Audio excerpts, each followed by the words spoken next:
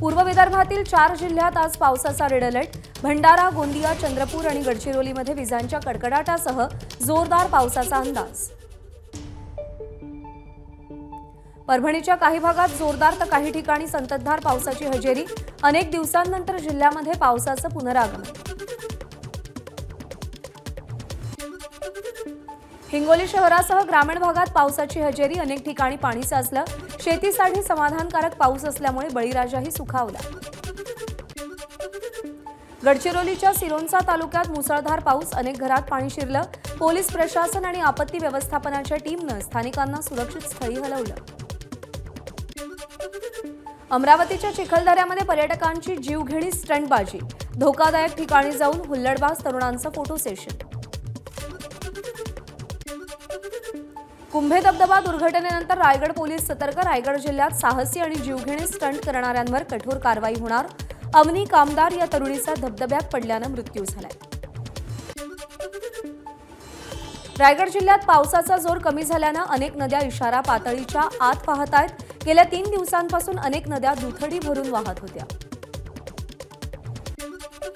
नंदुरबार जिल्ह्यातील धरणामध्ये 44.26% पाणीसाठा।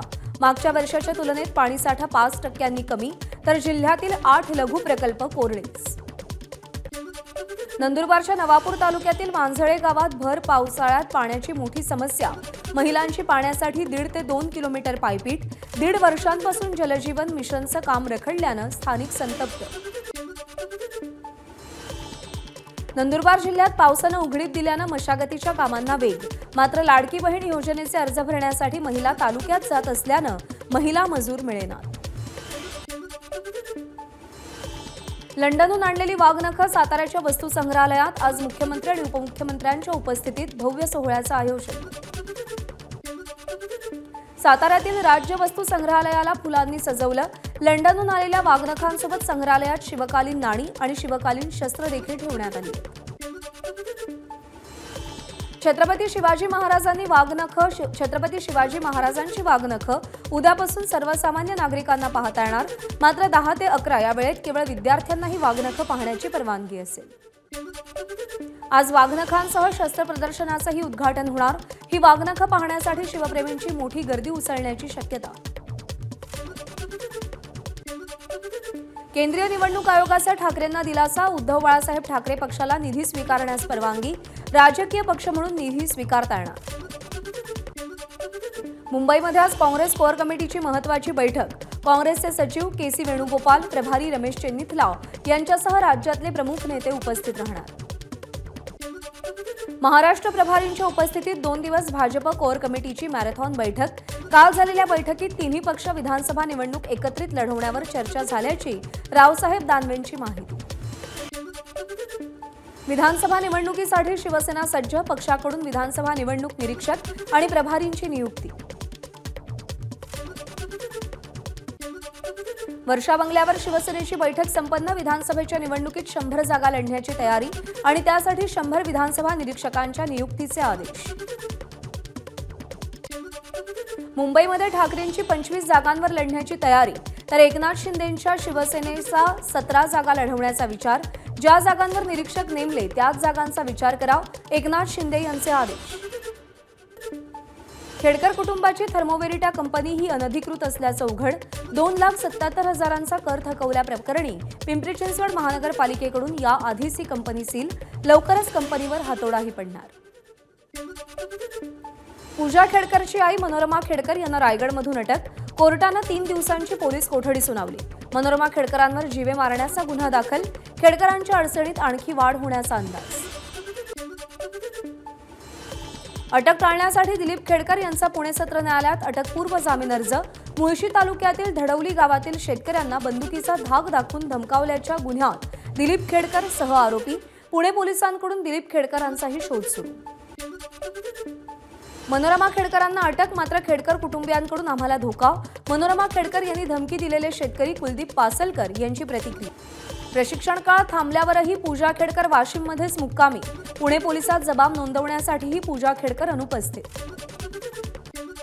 अहमदनगरच्या जिल्हाधिकाऱ्यांनी पूजा खेडकरांची माहिती विभागीय आयुक्तांकडे पाठवली। 2022 मध्ये नगरमधून खेडकरांनी नॉन क्रिमिलियर प्रमाणपत्र मिळवलं होतं. भोसरी विधानसभा मतदारसंघात ठाकरे गटाच्या नाराजीवर बैठक. भोसरी मतदारसंघ ठाकरे गटानं लढवावा अशी आमची इच्छा. ही जागा आम्हालाच मिळणार, पदाधिकाऱ्यांना विश्वास. सोलापूरच्या करमाळा विधानसभेसाठी शरद पवार पक्षाच्या वतीनं माजी आमदार नारायण पाटलांच्या नावावर शिक्कामोर्तब. जयंत पाटील यांच्याकडून नाव जाहीर. वर्ध्यामध्ये 4ही विधानसभेच्या जागांसाठी काँग्रेस आग्रही. महाविकास आघाडीत विदर्भात अधिकाधिक जागा मिळाव्या, काँग्रेसचे जिल्हा निरीक्षक आमदार अभिजित वंजारी यांची प्रतिक्रिया. सावंतवाडी मतदारसंघावर राष्ट्रवादी शरदचंद्र पवार पक्षाचा दावा. शरद पवार राष्ट्रवादी पक्षाचे जिल्हाध्यक्ष अमित सामंत यांनी सावंतवाडी मतदारसंघावरती दावा केला. मुंबई उपनगरचे पालकमंत्री मंगलप्रभात लोढा यांच्या अध्यक्षतेखाली आज जिल्हा नियोजन समितीची बैठक. विधानसभा निवडणुकीच्या आधीची ही शेवटची बैठक असेल. पंकजा मुंडे, धनंजय मुंडे आणि वाल्मिक कराड यांची केंद्रीय मंत्री अश्विनी वैष्णव यांच्यासोबत स्वतंत्र बैठक. बीड रेल्वे संदर्भात बैठकीमध्ये चर्चा झाल्याची माहिती. 3 ऑगस्टला ठाकरे गटातील पदाधिकाऱ्यांचं पुण्यामध्ये शिबिर. उद्धव ठाकरे शिबिराला मार्गदर्शन करणार. पुणे जिल्ह्यातील आणि पश्चिम महाराष्ट्रातील जिल्हाप्रमुख आणि पदाधिकारी शिबिराला उपस्थित राहणार. महिला मतदारांना आकर्षित करण्यासाठी राष्ट्रवादी काँग्रेस पक्षाकडून गुलाबी रंगाचा वाढता वापर. उपमुख्यमंत्री अजित पवार यांनीही दैनंदिन वापरातील कपड्यात गुलाबी रंगाचा वापर वाढवलाय. विधानसभा निवडणुकीत शेतकऱ्यांची तिसरी आघाडी. राजू शेट्टी आणि शेतकरी संघटनांची मोठी घोषणा. परिवर्तन आघाडी असं नव्या आघाडीचं नाव. सोलापुरात राष्ट्रवादी शरद पवार गटाचे जिल्हाध्यक्ष आणि कार्यालय सरचिटणीस यांच्यामध्ये वाद. सरचिटणीस महेश मानेंकडून खुर्च्या फेकून संताप व्यक्त. राष्ट्रवादी शरदचंद्र पवार पक्षाचे अध्यक्ष शरद पवार आज अहमदनगर दौऱ्यावर. अकोले इथे शेतकरी मेळाव्याला उपस्थित राहणार. कृषी प्रदर्शनाला संबोधित करणार. मतदारांना खुश करणाऱ्या योजना आणल्या, मात्र आता लाडका दिव्यांग भाऊ ही योजना सरकारनं जाहीर करावी. आमदार बच्चू कडूंची मागणी. योजना जाहीर करायच्या, पण अंमलबजावणीची जबाबदारी कुणाची? आर्थिक स्थिती नसताना अशा घोषणा का? माजी मुख्यमंत्री पृथ्वीराज चव्हाण यांचा सवाल. तर सरकारनं घोषणा करताना त्याला कायद्याचा आधारही द्या, चव्हाण यांचं वक्तव्य. निवडणुका डोळ्यासमोर ठेवून सरकारकडून योजना लागू. योजनातून जनतेची फसवणूक होऊ नये ही अपेक्षा. लाडकी बहीण आणि लाडका भाऊ योजनेवर आमदार विश्वजित कदम यांची टीका. अमरावतीमध्ये लाडक्या बहिणींच्या अर्जावर आमदारांचा फोटो. मोर्शी वरुडचे आमदार देवेंद्र भुयार अडचणीत येण्याची शक्यता. भाजप आणि काँग्रेसकडून कारवाईची मागणी. कोल्हापूरच्या विशाळगडाच्या पायथ्याला असणाऱ्या गजापूरला उपमुख्यमंत्री अजित पवार यांनी भेट दिली. यावेळी नागरिकांनी हिंसाचार कसा घडला या संदर्भात माहिती दिली. अनधिकृतपणे घरं पावसाळ्यानंतर काढण्याचं अजित पवारांचं आश्वासन. शिर्डीमध्ये प्रभू रामांबद्दल जितेंद्र आव्हाडांनी केलेल्या आक्षेपार्ह विधानाच्या प्रकरणी आव्हाडांविरोधातील गुन्हे शिर्डीत वर्ग करण्याचे हायकोर्टाकडून निर्देश. विविध ठिकाणी दाखल झालेले गुन्हे ठाण्यामध्ये एकत्र करण्यासाठी आव्हाडांनी याचिका दाखल केली होती. जितेंद्र आव्हाड आज विशाळगडाची पाहणी करणार. विशाळगडावर झालेल्या प्रकारानंतर आव्हाड तिथे जाणार.